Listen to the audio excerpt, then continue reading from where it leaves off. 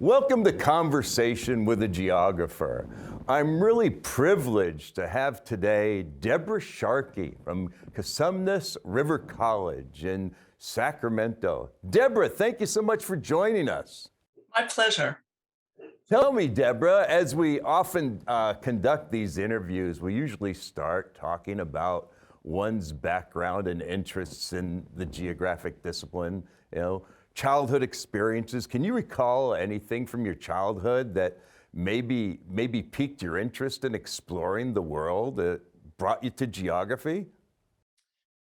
Well, as a child growing up in Oregon, I was fortunate to have a family that loved the outdoors, and we spent a lot of time camping and hiking and sometimes backpacking, traveling the western part of the United States on vacation. And I just grew to love looking at landscapes and having diverse experiences in them. And I grew up kind of on an ecotone between the Cascade Mountains and the Oregon High Desert, where 15 minutes to the west, you went into the mountains, and 15 minutes to the east, you were in the desert. And I loved the diversity of environment that gave me as a kid. Was it a pretty cosmopolitan area or was it rural? Well, initially it was pretty urban because I was born outside Portland, and by the time I was about 8 years of age, we moved to Central Oregon in Bend, and that's the place I was just describing to you, where there were all kinds of recreational opportunities, and that at the time we moved there was probably a city of about 11,000, town of 11,000. And now it's probably 100, 150,000 in the community around it. Well, there was certainly a lot of second home development that occurred there as well. And that's right. From California even went to retire to Bend in a lot of ways. I recall signposts, I think, around Bend stating that there were something like 290 sunny days a year or something like that. Certainly a lot of sunshine in eastern Oregon, or should be central Oregon, but it's part of that eastern Oregon region, And so from Bend, you graduated from high school in Bend, and then what did you do? It was a little complicated. Actually, my family moved right as I was about to go into high school to North Bend, which is not the north side of Bend. No. It's near Coos Bay, about 250 miles away. So I ended up going to high school in North Bend, but my family moved back to Bend at the beginning of my senior year. I stayed with another family and, enjoyed finishing my senior year in North Bend, but then moved back to Bend. And I went to community college in Bend at Central Oregon Community College, and then branched out from there. Did you take any geography at Central? Interestingly, I don't think I did when I was a community college student the first time, but I went back, which will be part of my story of how I found geography, and did take a couple of classes there after I'd already had my bachelor's degree. Really? Yes. I think Ray Hatton was an instructor there. Exactly. Les Joslin. Those were... Yes. Hatton and Joslin. They did a lot for community college geography in Oregon. They did. So, and you took an undergraduate degree in Ashland? Yes. You've done your homework. On occasion, I do. Through community college and even through my bachelor's degree, I worked at a resort in Bend and got front office experience. I was paying for college, and I just ultimately decided to major in business. And I took I guess it was winter quarter of my senior year. I was part of a International Trade Institute program at Portland State University. There were 2 students from each of the state colleges selected by the governor to participate in this program.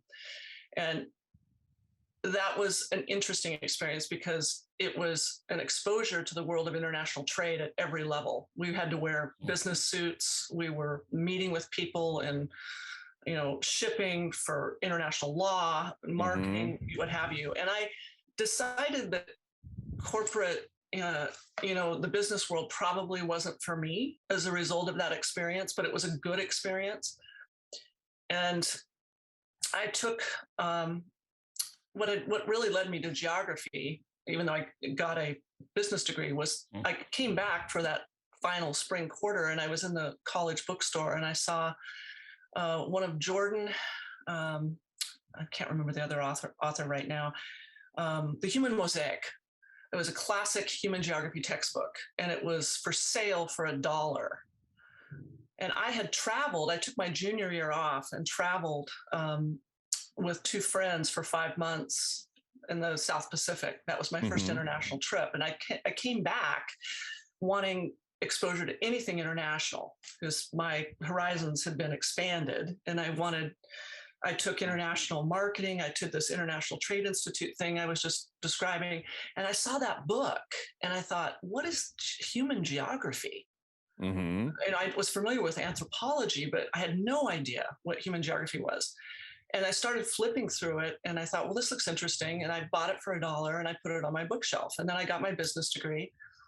And again, this interest in expanding my worldview led me to apply with the largest adventure travel company in the United States, which was in the Berkeley area at the time. So I, through various channels, found my way into working in sales and marketing for them. And I was out on a very challenging trip in Norway with very, very wet conditions. And we had to helivac out people that were getting injured. And it was just difficult. And two marketing executives from Florida that were clients on this trip said to me, you're interested in the mountains and the glaciers and the culture, and why didn't you study geography in college? I'm just curious. And I went, geography? That was that boring class I had in high school. I didn't know what it was. But that book, I came back from that trip and pulled that book off my bookshelf and I started flipping through it.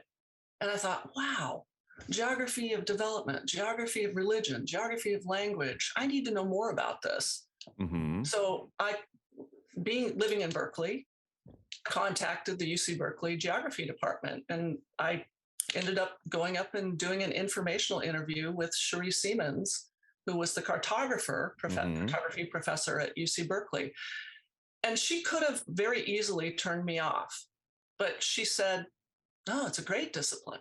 And I was concerned, well, I have a degree in business. Am I going to have to go back and do another bachelor's degree in geography if I want to do a graduate degree in geography? And she said, oh, no, you've got all this international experience and travel, and we're a very eclectic discipline. We welcome people from other fields. But she said, I recommend that you go take an intro human geography class and an intro physical geography class at a community college and see if it's for you. That led to me, I had moved back to Oregon eventually, and that stuck in my mind. And I went back to my same community college and I took those classes and I went, this is it. Awesome. And then I applied to grad school and ended up at UC Davis in the master's program. And at Davis, can you remark on any professors that you had that influenced you quite a bit? There were two women in particular, Debbie Elliott Fisk and Janet Momsen. Janet Momsen was my major professor. Not initially. I came in working with somebody else, but she ended up giving me an offer to work with her, and that helped me get into field work for my master's degree in the Caribbean. So I did some international field work. And Debbie Elliott Fisk knew I had a background in adventure travel.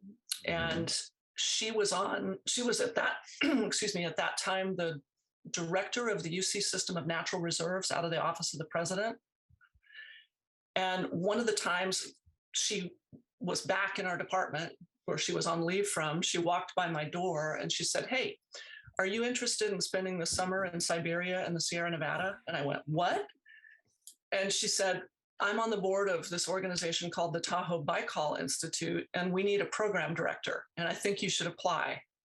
And here's the date at the office of the president that we'll be interviewing candidates. And I went, okay, yeah, I'm interested. And I got that job.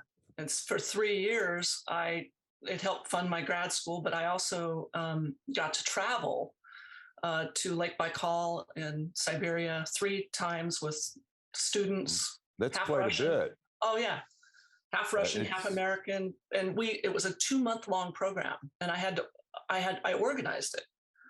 So it was a fabulous experience. I can imagine. And Debbie Elliott Fisk is such an eclectic biogeographer. I mean, she's very, very analytical and very profound. Yeah, and she got me on the board of that organization. Mm-hmm. And Susan Hardwick is sort of indirectly involved here because— How was that? Well, she was the first woman to get her PhD from the UC Davis geography program, mm-hmm. which wasn't easy, as I understand. And she had also done work in Russia. Right. And about the time I became involved with the Tahoe Baikal Institute, we were looking for new board members, and it was suggested that she join. She was at Chico at the time, right, before she went to Oregon. And she was at Texas State before Oregon. Exactly, San Marcos, I think. Yeah. Mm-hmm. She agreed to come on the board, and she had also been very supportive of me at conferences and so forth. Mm-hmm. You know, I'd met her, and she, our paths were very intertwined because she was the first geographer at Cosumnes River College prior to Steve Cunha. And once I was in the throes of trying to figure out, am I going to do a mm-hmm. doctorate in geography or not? She was very supportive and actually sponsored me for the CSU Doctoral Forgivable Loan Program. Mm-hmm. And I got it. I ended up not deciding to do a doctorate at UC Davis. I got the job at Cosumnes eventually, which is really what I wanted. I wanted to get out and teach at community college. Sure. Yeah, so I would say those 3 women, and then a 4th would be Joan Clemens. Mm-hmm. She invited me to be on the board of the California Geographical Society shortly after I was hired full-time at Cosumnes. Well, she certainly has done a lot for California. Yes, she has. Community college geography and geography in general in the state, indeed. So you joined the faculty at Cosumnes, and you became very much involved in teaching and mentoring students, continuing to take them out in the field. Do you have any recollections of any memorable experiences with students? Oh, lots. Mostly from my field studies courses. Mm-hmm. Backpacking in Yosemite, mini trips, snowshoeing in the winter. I developed an Eastern Sierra field course, had great experiences with students there. I team taught a Exploring the California Coast class with a biologist trained in marine biology, taking students sea kayaking at Elkhorn Slough, and we spent time at Point Reyes too. Those were, to me, the best experiences. Mostly all positive.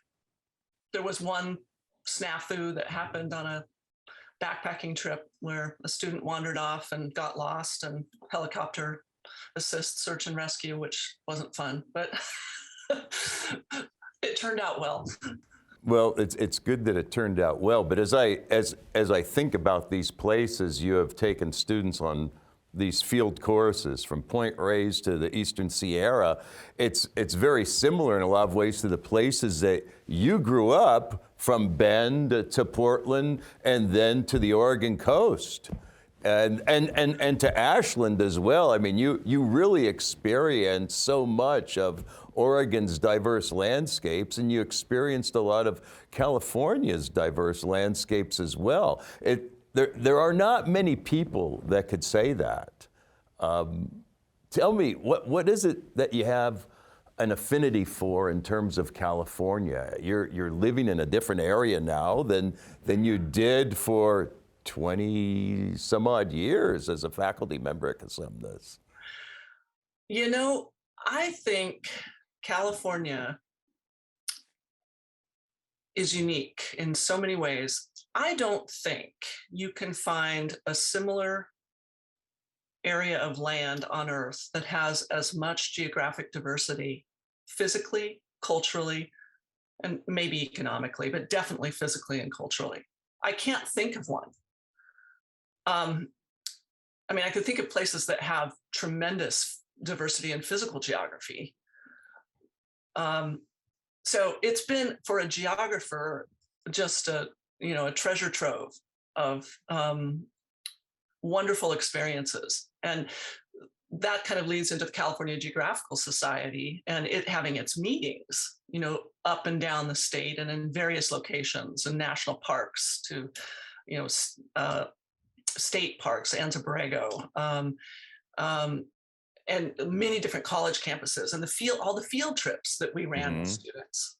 I mean, just a wonderful exposure to the state's geography. And I highly recommend that anyone interested in learning more about California geography attend their conferences. And you don't have to be a geographer to do it, right? Members of the public attend. And one can get a lot at bargain basement prices, really. The society isn't attempting to make a profit at anything whatsoever. There are not any paid officers. Funds coming in go to students largely, and the field trips are excellent. I think the first time I met you was more than 20 years ago in Lone Pine. Well, no, maybe it was 20 years ago, probably around 2002. I think it was around 2002. And here we are, going into the Alabama hills and checking out movie scenes with a local resident that had the motion picture museum there. And it's just, it's a wonderful experience to see these parts of California's landscapes, for sure.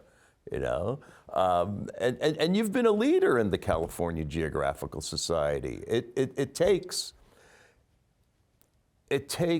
a passion for geography as well as a will to engage in service to see this mission carried through that reaches future generations. You've also been important with the APCG, the Association of Pacific Coast Geographers. Would you care to comment at all on how you see differences between the two societies? I sort of look at CGS as the quote unquote company picnic. It's the place that students, faculty, and members of the public from community colleges to private universities get together and rub elbows and just enjoy learning about geography. It's not pretentious. My students, I always felt very comfortable in that setting.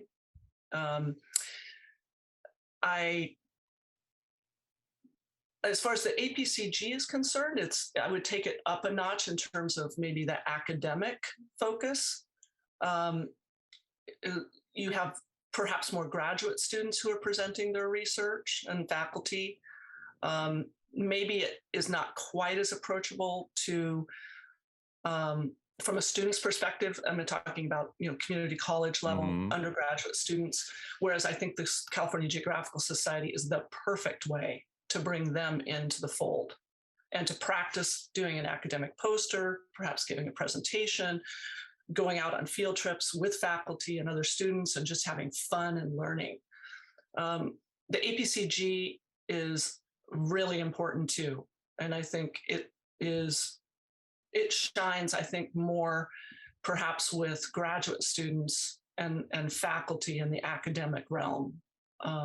So it would be the next step. I've often told my students, after you've presented at California Geographical Society, if you're going to major in geography, you really should attend an APCG. And I've had students present and win awards, while community college students at APCG conferences. So it's possible.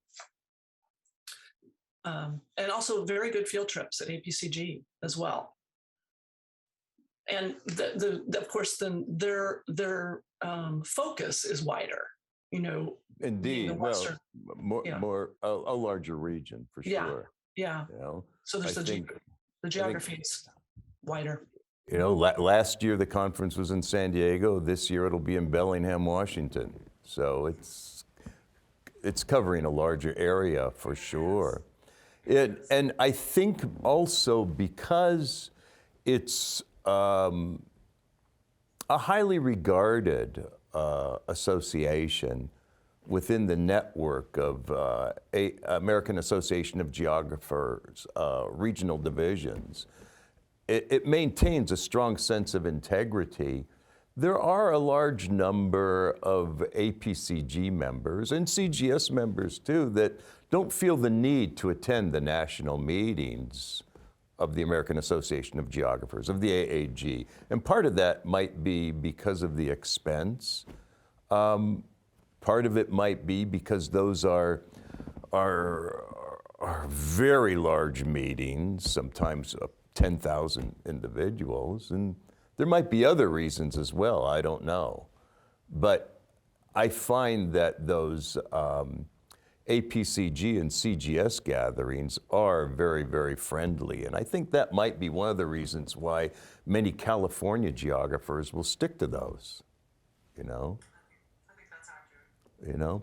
So can you comment on courses that you've taught at the community college level and how you might make recommendations to graduate students or others in geography in academe who might wish to pursue a career in community college geography teaching? Sure. I think I've taught 11 different classes. I started with physical geography and human geography and physical geography lab, which was what my predecessor, had taught. And there was an honors seminar backpacking in Yosemite program that had been established. And I was all over that because I love Yosemite and I love backpacking. Sure.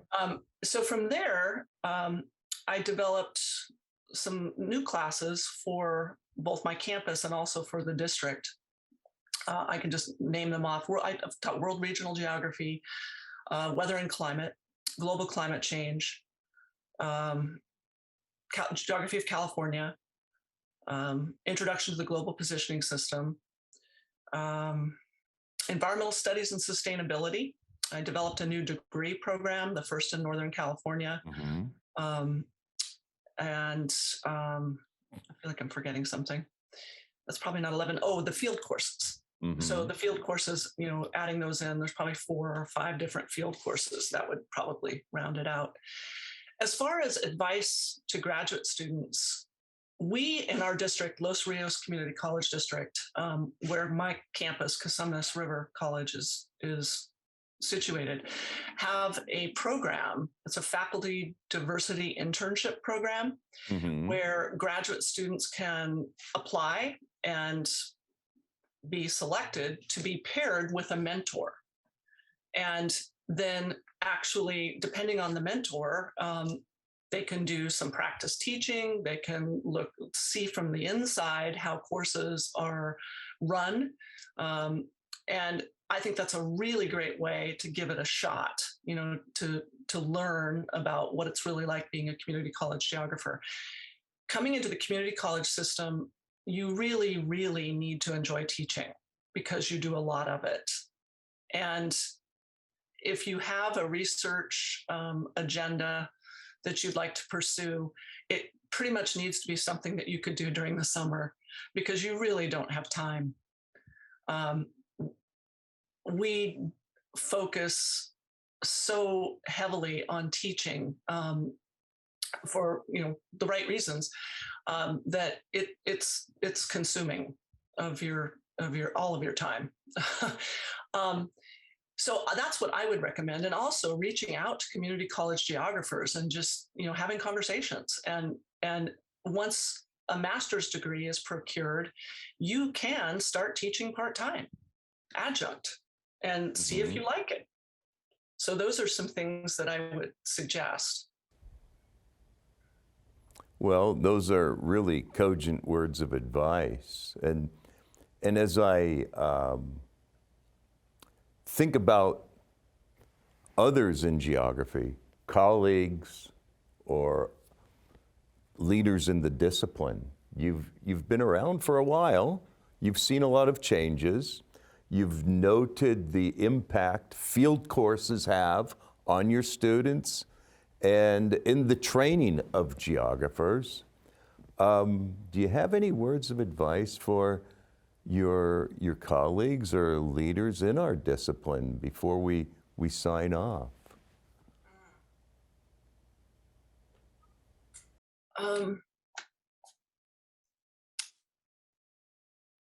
I guess I would just say, the world is our oyster with geography. It truly is. I've always told my students that. I can be interested in anything I want to be interested in. Anything you can be studied geographically. And carpe diem, find out what you are interested in and follow that interest and see where it takes you. I think the subject is rich. It gives me, for the rest of my life, something to be interested in learning about. I don't think one can ever become bored being a geographer. I can't imagine it. No. And that's why when I found it, I was like, well, this is home, because I'm interested in everything. And I have a hard time, sometimes not wanting to go down that path and that path and that path, because I'm hungry for knowledge. And geography gives you the terrain to pursue your passions and your interests, and hopefully to enthuse other people along the way. So it's been a rich career, and I'm very, very thankful that I had the opportunity to pursue it.